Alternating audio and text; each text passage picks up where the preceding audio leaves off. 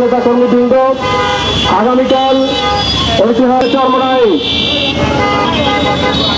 এই সাইডটা ব্লক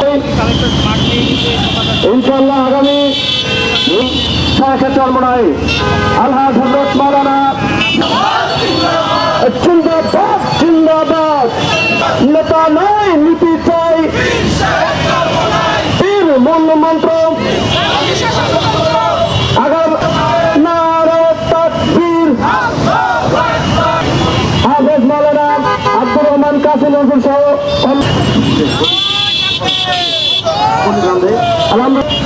সংক্ষিপ্তভাবে বক্তব্য রাখবেন। এই গণজোয়ারকে গণসমুদ্রে পরিণত করে শ্রমিক বলে সবাই বলে কারণ জোরে সংগ্রামীকে সফল করার জন্য আজকে আমরা পিএল ভাই নেতা নয় নীতি চাই, সমাবেশ সফল হোক সার্থক হোক, আর না ধানের শিকার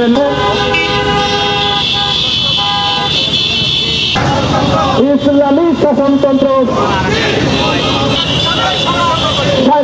জনসমাবেশে ইসলামী আন্দোলন বাংলাদেশ